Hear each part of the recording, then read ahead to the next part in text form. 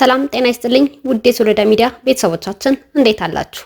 ለዕለቱ የመራረጥናቸው አዳዲስና ትኩስ መረጃዎችን ይዘን ቀርበናል። መረጃዎቻችን እየተከታተላችሁ ከኛ ጋር እንድትቆዩ በአክብሮት እጋብዛለሁ።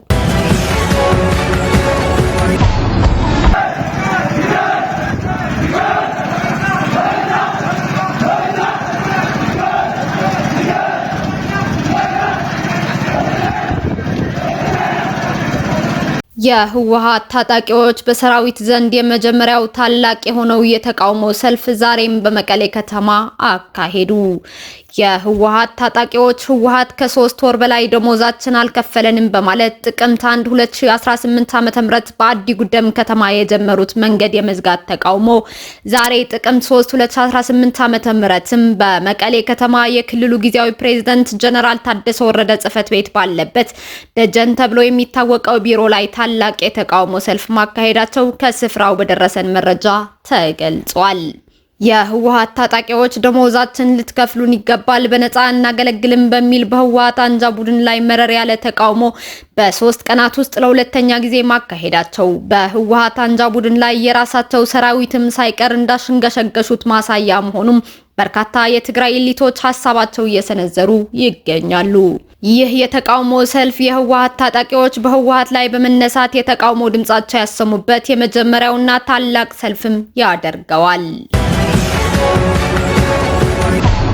ብሔራዊ የሰንደቅ ዓላማ ቀን ዛሬ ጥቅምት 3 2018 ዓ.ም ሰንደቅ ዓላማችን ለኢትዮጵያ ታላቅ የከፍታ ዘመን ብስራት፣ ለብሔራዊ አንድነታችን፣ ለሉዓላዊነታችንና ለኢትዮጵያ ህዳሴ በሚል መሪ ሀሳብ በመላው ሀገሪቱ በተለያዩ ሁነቶች እየተከበረ ይገኛል። ይህንንም አስመልክቶ የመንግስት ኮሚኒኬሽን ቢሮ የሚከተለውን መልእክቱን አስተላልፏል። ስኬቶቻችን የሰንደቃችን ከፍታ የሚጨምሩ ናቸው። ኢትዮጵያ ባለፉት ጥቂት የለውጥ ዓመታት ምርታዊ ስኬቶችን እያስመዘገበች የሚመጥናትን ከፍታ እየያዘች ትገኛለች። ለዘመናት የቁጭትና እንጉርጉሮ ትርክት ምንጭ የነበረውን አባይን ገርታ የኃይልና ብርሃን ምንጭ አድርጋለች። በንጋት ሐይቅ በምግብ ሉዓላዊነቷ ላይ ጉልህ ሚና የሚጫወት የአሳ ምርት ማግኘት ችላለች። አዲስ የቱሪዝም መዳረሻ ደሴቶችና ከተሞችን ፈጥራለች። የአባይን የቁጭት ትርክት ወደ ድልና አሸናፊነት ብስራት ቀይራለች። ተጨማሪ የኃይል ምንጮችን ከውሃ እስከ እንፋሎት፣ ከፀሐይ ብርሃን እስከ ኒውክሌር ኃይልና ነፋስ በመገንባት ላይም ትገኛለች። እነዚህ ሁሉ የሰንደቋን ከፍታና ተምሳሌትነት የሚያጎሉ ናቸው። ኢትዮጵያ ከገጸ ምድር ባሻገር በከርሰ ምድር ያሉ ሀብቶቿን ወደ መጠቀም ተሸጋግራለች። በተፈጥሮ ጋዝ ማውጣት የታየውን ስኬት ለማላቅ በነዳጅ ዘይትም ለመድገም ግዙፍ ፕሮጀክቶችን ጀምራለች። የግብርና ዘርፉን ውጤታማነት ለማሳደግ የአፈር ማዳበሪያ በራሷ ለማምረት ወሳኝ ምዕራፍ ላይ ደርሳለች። ይህም የምግብ ሉዓላዊነታችንን ለማረጋገጥ የተጀመረውን ስራ ይበልጥ የሚያጠናክር ሆኗል።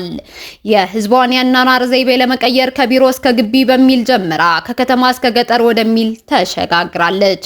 በአዲስ አበባ የተጀመረው የከተሞችን ገጽታ የመቀየር ንቅናቄ ዘመናዊነትን፣ የስማርት ሲቲ ጽንሰ ሐሳብንና ሰውን ከተፈጥሮ የማስማማት ልምምድን ያስተዋወቀ ሆኗል። ይህም የዲፕሎማሲ ማዕከል የሆነችውን መዲናችንን በዓለም አቀፍ ደረጃ ያላትን ገጽታ የሚያጎላ የሰንደቃችንን ከፍታ የሚጨምር ነው። ከተማችንን የማዘመኑን ጅማሮ ወንዞቻችን በማከም የተፋሰሶችን ደህንነት የሚያረጋግጥ ሆኗል። ከእንጠጦ ጀምሮ እየተሰራ ያለው የወንዞች ዳርቻ ልማት የአዋሽ ተፋሰስን ስነ ምህዳር ጭምር የሚያክም ለአካባቢ ጥበቃ አብነት ነው። የገጠር አኗኗር ዘይቤያችንን በማዘመን ኢትዮጵያ በበጎ የምትመሰል ሀገር የማድረግ ጥረታችንን ፍሬው እየታየ ይገኛል። እነዚህ ሁሉ የሰንደቃችንን በኩራት መውለብለብ የሚያጎሉ የትጋታችን ውጤት ናቸው። ዛሬ የምናከብረው የሰንደቅ ዓላማ ቀን በነጻነት ቀን የተገኘ አይደለም። ነጻ ሆኖ ለሌሎች ነጻነት ከፍ ብሎ ሲውለበለብ የታየ የነጻነት ምልክት እንጂ። ነጻነቱን ለማስከበር ግን ቀደምቶቻችን ደም ስጋና አጥንት ገብረዋል። ኢትዮጵያን የዓለም የነጻነት ቀንዲል አድርገው አስረክበውናል። ዛሬም እንደ ትናንቱ የኢትዮጵያን ሉዓላዊነት በደምና በአጥንት ለማስከበር የቆረጡ ጀግኖች አሉን። በምድር በአየር በባህርና በሳይበር የኢትዮጵያን ሉዓላዊነት በማስከበር ሰንደቋ የነጻነት ተምሳሌትነቱ እንዲቀጥል የሚተጉ ጀግኖቻችን አሉ። የሰንደቅ ዓላማ ቀንን የምናከብረው በሁሉም ግንባር በሁሉም አውድ ስለ ኢትዮጵያ ዋጋ የሚከፍሉ ጀግኖቻችን በማመስገን ሰንደቃችንንም በክብር ከፍ አድርገን በማውለብለብ ለላቀ ከፍታው እንደምንተጋ ቃል በመግባት ነው። የተጀመሩ ትልልቅ የሰንደቅ ዓላማ ፕሮጀክቶችን ለማሳካት ደግሞ ያለ ስስት በጋራ መጣር የኢትዮጵያን ብልጽግናውን ለማድረግ ማናቸውም ዋጋ መክፈል ከዜጎች ይጠበቃል። እንኳን ለሰንደቅ ዓላማ ቀን አደረሳችሁ። የመንግስት ኮሚኒኬሽን አገልግሎት ጥቅምት 3 2018 ዓ.ም አቶ ጌታቸው ረዳ ከቆሻሻና ከመቀንጨር ጋር አልቆረብንም ሲሉ ገለጹ። ከቆሻሻና ከመቀንጨር ጋር የቆረብንበት ምንም ምክንያት የለም ሲሉ የጠቅላይ ሚኒስትሩ የምስራቅ አፍሪካ ጉዳዮች አማካሪ ሚኒስትር አቶ ጌታቸው ረዳ ገልጸዋል። ሚኒስትሩ ይህንን ያሉት ጠቅላይ ሚኒስትር ዶክተር አብይ አህመድ ከፌዴራልና ክልል አመራሮች ጋር የገጠር ኮሪደር ስራዎች ላይ ባደረጉት ውይይት ላይ በሰጡት ሀሳብ ነው። ሀገር ለመቀየር በሚደረግ ጥረት ውስጥ ትልቁ ፈተና አመለካከት መሆኑን ገልጸው ለአብነትም ባለቅኔው ሰለሞን ደሬሳ ብዙ ኢትዮጵያውያን ላሊበላና አክሱም ፊት ቆመው የሚያስቡት ቅርሶቹ አይሰሩም የሚለውን ነው ሲሉ አውስተዋል። በሌላ በኩልም ግብርናን ለማዘመን ቴክኖሎጂ ተምረው እንዲመጡ የተላኩ መሐንዲሶችም የትም ፈቅ ልንል አንችልም የሚል ትምህርት ነው ቀስመው የመጡት ሲሉ ተናግረዋል። የተሻለ ጥራትና ንጽህና ለማግኘት ቦታ መቀየር አለብኝ የሚል እንጂ ያለሁበትን ቦታ ማሻሻል አለብኝ ብሎ ያለማሰብ ችግርም እንዳለ ተናግረዋል። በገጠር ኮሪደር በተሰሩት ቤቶች ንጹህና ሁሉም ነገር የተሟላባቸው ከመሆናቸውም በላይ በራስና በአካባቢ አቅም የተሰሩ መሆናቸውም ያሳያሉ ነው ያሉት። በተጨማሪም የተሻለ ኑሮ ለመኖር ወደ ከተማ መዛወር አለብኝ የሚል እሳቤን መስበር የሚያስችል ስራ በሞዴል የገጠር መንደሮች መሰራቱን አመላክቷል።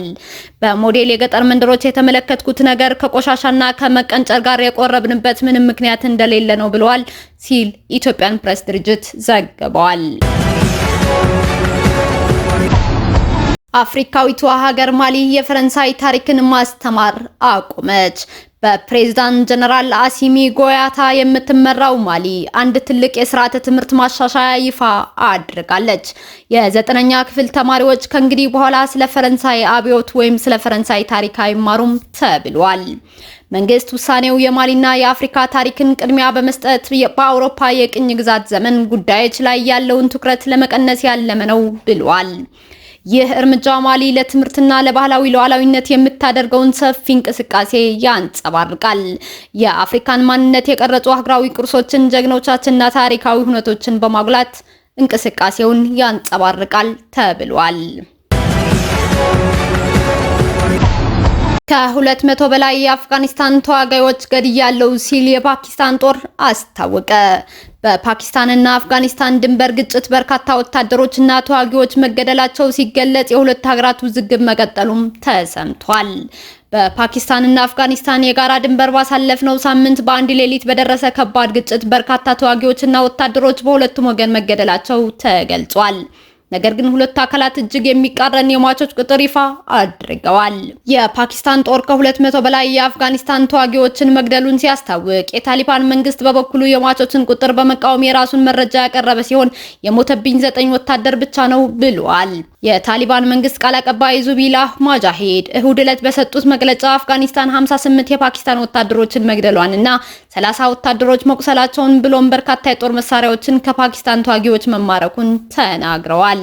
ይህ የድንበር ግጭት የመካከለኛው ምስራቅ የጸጥታ ሁኔታ አሁንም ፈታኝ እንደሆነ የሚያሳይ ቢሆንም ሁለቱም ወገኖች የተኩስ ልውውጡን ለመጀመር እርስ በርስ መወነጃጀላቸውን ቀጥለዋል። ሐማስ የመጀመሪያዎቹን 7 እስራኤላውያን ታጋቾችን ለቀቀ። በሐማስና በእስራኤል መካከል የተደረሰውን የተኩስ አቁም ስምምነት ተከትሎ ሐማስ የመጀመሪያዎቹን 7 እስራኤላውያን ታጋቾች ዛሬ ጥቅምት 3 2018 ዓ.ም መልቀቁን እስራኤል አስታውቃለች። ሐማስ ታጋቾቹን ለዓለም አቀፉ የቀይ መስቀል ኮሚቴ ያስረከበ ሲሆን ቀይ መስቀልም የመጀመሪያዎቹ ታጋቾች ለእስራኤል ጦር አስረክበዋል። የእስራኤል መከላከያ ኃይል IDF ባወጣው መግለጫ 7 ታጋቾች ቀይ መስቀል እጅ ላይ መግባታቸው ገልጾ በአሁኑ ሰዓትም ጋዛ ሰርጥ ወደሚገኙት የእስራኤል መከላከያ ኃይልና የእስራኤል ደህንነት ኤጀንሲ በመጓዝ ላይ መሆናቸውን አስታውቋል። አክሎም ተጨማሪ ታጋቾችን ለመቀበል መዘጋጀቱን መግለጹን ዶቼ ቬሌ ዘግበዋል። የሰባቱ ታጋቾች የመለቀቃቸው ዜና በእስራኤል ታላቅ ደስታ ፈጥሯል የተባለ ሲሆን በሀገሪቱ ውስጥ በሚገኙ የህዝብ መሰብሰቢያ ስፍራዎች ላይ በ10 ሺዎች የሚቆጠሩ ሰዎች የርክክቡን ሂደት እየተከታተሉ መሆናቸውን ዘገባው አመላክቷል። በተጨማሪም ቴል አቪቭ በሚገኘው የታጋቾች አደባባይ ሆስቴጅ ስኩዌር ላይ ታላቅ ዝግጅት ተደርጓል ተብሏል። ውድ የሶሎዳ ሚዲያ አድማጭ ተመልካቾቻችን ለዕለቱ መራርጠን ወደ እናንተ ያቀረብናቸው ወቅታዊ መረጃዎቻችን እነዚህ ነበሩ። እስካሁን ከኛ ጋር ስለነበራችሁ እያመሰገንኩኝ በሌሎች መረጃዎች እስክንመለስ የሶሎዳ ሚዲያ ቤተሰብ በመሆን እንደተለመደው ላይክ፣ ሼር፣ ሰብስክራይብ ማድረግ አትርሱ። መረጃዎቻችን በቶሎ እንዲደርሷችሁ የደወል ምልክቷን ይጫኑ። ሰላም ለእናንተ፣ ሰላም ለሀገራችን ኢትዮጵያ።